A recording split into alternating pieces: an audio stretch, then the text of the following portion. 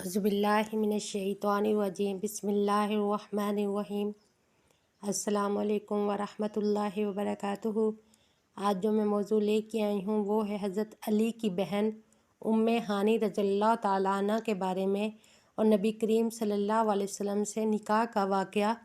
حضرت علی رضی اللہ تعالیٰ عنہ کی بہن ام ہانی، جن کا اصل نام فاختہ بنت ابی طالب قریش کے معزز قبیلے بنی ہاشم سے تعلق رکھتی تھی، وہ نبی کریم صلی اللہ علیہ وسلم کی چچا زاد بہن تھی اور آپ صلی اللہ علیہ وسلم کے قریبی رشتہ داروں میں شمار ہوتی تھی۔ ام ہانی کا نکاح اسلام سے قبل قریش کے معزز سردار حبیرہ بن ابی وہب مخزومی سے ہوا تھا۔ حبیرہ بن مخزوم قبیلے سے تعلق رکھتے تھے اور قریش میں اپنی بہادری اور علم کی وجہ سے جانے جاتے تھے۔ ان کے نکاح سے ام ہانی کے ہاں کئی بچے پیدا ہوئے، جن میں ہانی بن حبیرہ اور جعفر بن حبیرہ زیادہ مشہور ہوئے۔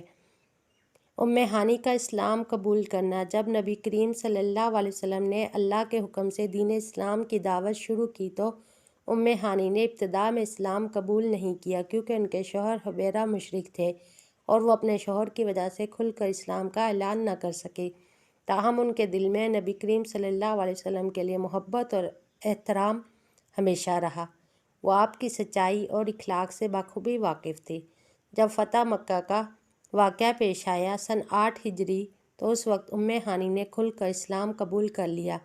ان کے شوہر حبیرہ بن ابی وہب نے اسلام لانے سے انکار کر دیا اور یمن کی طرف فرار ہو گئے، جس کے بعد ام ہانی بیوہ ہو گئی۔ فتح مکہ کے دن ام ہانی نے نبی کریم صلی اللہ علیہ وسلم کی پناہ میں 2 مشرکین کو لے لیا تھا، جنہیں حضرت علی قتل کرنا چاہتے تھے۔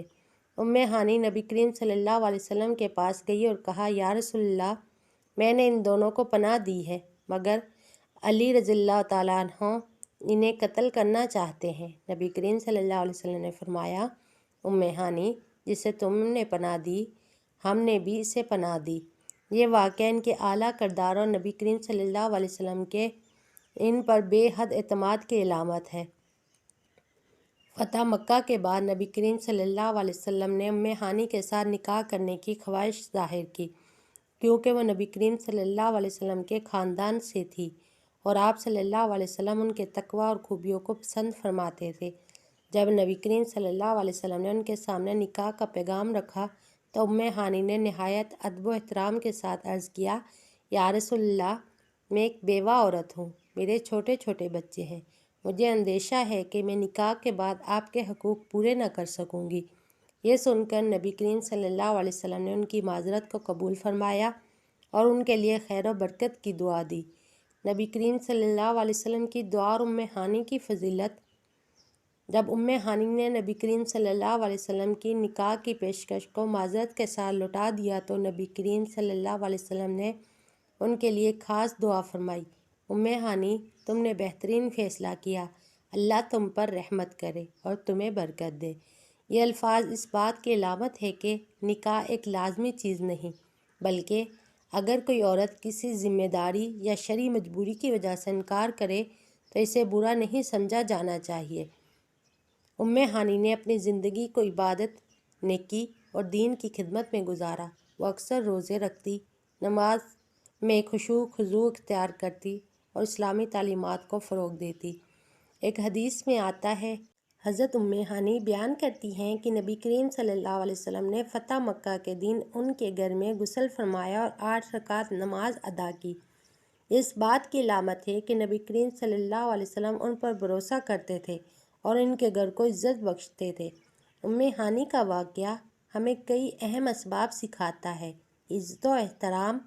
نبی کریم صلی اللہ علیہ وسلم نے کبھی کسی عورت کو نکاح کے لیے مجبور نہیں کیا، بلکہ ام ہانی کے فیصلے کو عزت دی۔ اولاد کی ذمہ داری۔ ام ہانی نے اپنی اولاد کی تربیت کو نکاح پر فوقیت دی، جو ان کی دانشمندی کی علامت ہے۔ نبی کریم صلی اللہ علیہ وسلم کی شفقت۔ آپ نے ہمیشہ اپنے رشتہ داروں کے ساتھ نرمی اور محبت سے پیش آنے کی مثالیں قائم دی۔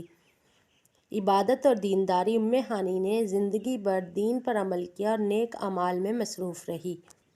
یہ واقعہ ہمیں سکھاتا ہے کہ اسلام میں عورت کو مکمل آزادی دی گئی ہے، کہ وہ اپنی ذمہ داریوں کو مد نظر رکھتے ہوئے نکاح کے بارے میں فیصلہ کرے، اور ایک مسلمان کے لیے ضروری ہے کہ وہ اپنے خاندان کی عزت کرے، ان کے فیصلوں کو قبول کرے۔ ام ہانی کی زندگی نبی کریم صلی اللہ علیہ وسلم کے زمانے میں ایک مثالی عورت کی تصویر پیش کرتی ہے۔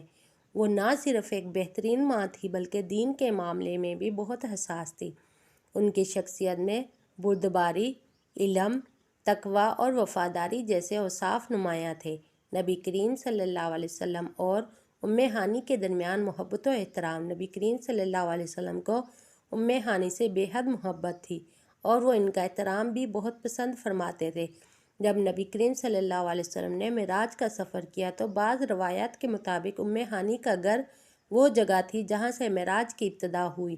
حضرت ام ہانی بیان کرتی ہیں کہ نبی کریم صلی اللہ علیہ وسلم ایک رات میرے گھر میں تھے۔ عشاء کے بعد آپ آرام فرمانے لگے، پھر آپ صلی اللہ علیہ وسلم بیدار ہوئے، مسجد حرام تشریف لے گئے، وہاں سے بیت المقدس اور پھر آسمانوں کا سفر کیا۔ صبح جب واپس تشریف لائے تو فرمایا، ام ہانی میں نے آج رات ایک عظیم سفر کیا۔ یہ بات ظاہر کرتی ہے کہ نبی کریم صلی اللہ علیہ وسلم کو ام ہانی پر مکمل اعتماد تھا اور وہ ان کے گھر کو بابرکت مقام سمجھتے تھے۔ ام ہانی کی سخاوت اور مہمان نوازی۔ ام ہانی انتہائی مہمان نواز خاتون تھی۔ جب بھی نبی کریم صلی اللہ علیہ وسلم ان کے گھر تشریف لاتے وہ بہترین خدمت کرتی۔ ایک بار نبی کریم صلی اللہ علیہ وسلم ان کے گھر آئے، فرمایا، ام ہانی کچھ کھانے کو ہے؟ انہوں نے عرض کیا، یا رسول اللہ سوائے خشک روٹی اور سرکے کے کچھ نہیں ہے۔ آپ نے فرمایا، یہی لے آؤ، اور سرکہ بھی بہترین سالن ہے۔ یہ واقعہ ظاہر کرتا ہے کہ نبی کریم صلی اللہ علیہ وسلم ان کی سادگی اور مہمان نوازی کی قدر کرتے تھے۔ ام ہانی نہ صرف ایک نیک خاتون تھی بلکہ وہ احادیث کے علم میں بھی مہارت رکھتی تھی۔ انہوں نے نبی کریم صلی اللہ علیہ وسلم سے کئی احادیث روایت کی جو بعد میں حدیث کی کتابوں میں شامل ہوئی۔ ام ہانی کی بیان کردہ ایک مشہور حدیث، جو شخص دن میں 100 مرتبہ سبحان اللہ و بحمدہ پڑھے اس کے گناہ معاف کر دیے جاتے ہیں، خواہ وہ سمندر کی جھاگ کے برابر کیوں نہ ہو۔ یہ حدیث اس بات کا ثبوت ہے کہ ام ہانی کو دین کی تبلیغ میں بھی دلچسپی تھی اور وہ نبی کریم صلی اللہ علیہ وسلم کی باتوں کو آگے پہنچانے میں پیش رہتی تھی۔ نبی کریم صلی اللہ علیہ وسلم نے ام ہانی کے لیے ہمیشہ خیر و برکت کی دعا فرمائی۔ جب وہ بیمار ہوئی تو نبی کریم صلی اللہ علیہ وسلم نے ان کی عیادت کی اور ان کے لیے صحت اور عافیت کی دعا کی۔ روایت کے مطابق ام ہانی نے حضرت عمر رضی اللہ تعالیٰ عنہ کے دور خلافت میں وفات پائی۔ ان کی نماز جنازہ میں کئی صحابہ کرام شریک ہوئے اور ان کے لیے مغفرت کی دعائیں کی گئی۔ ام ہانی کی زندگی ہمیشہ کئی اہم اسباق سکھاتی ہے۔ عورت کی خود مختاری۔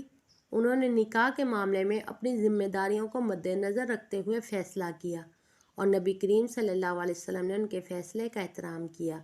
انہوں نے نبی کریم صلی اللہ علیہ وسلم سے احادیث سیکھی اور آگے روایت کی، جو آج بھی ہمارے لیے رہنمائی کا ذریعہ ہے۔ نبی کریم صلی اللہ علیہ وسلم کے ساتھ محبت و احترام۔ ان کا گھر نبی کریم صلی اللہ علیہ وسلم کے لیے محفوظ جگہ تھی جہاں سے معراج کا سفر بھی منسوب کیا جاتا ہے۔ عبادت اور سخاوت۔ وہ نہایت عبادت گزار اور مہمان نواز تھی جن کی سادگی زندگی اور دینداری کی مثال تھی۔ یہ واقعہ ہمیں یہ سکھاتا ہے کہ عورت کی عزت، عظمت اس کی شادی یا عدم شادی میں نہیں بلکہ اس کے علم، تقوی، کردار اور خدمت دین میں ہے۔ اللہ تعالیٰ سے دعا ہے کہ اللہ پاک مجھے اور آپ کو صحیح سننے، سمجھنے اور اس پر عمل کرنے کی توفیق عطا فرمائے۔ ویڈیو اچھی ہو تو لائک اور سبسکرائب کریں اور بیل آئیکن کو ضرور پریس کریں تاکہ آنے والی ویڈیو سب سے پہلے آپ تک پہنچ سکے۔ شکریہ۔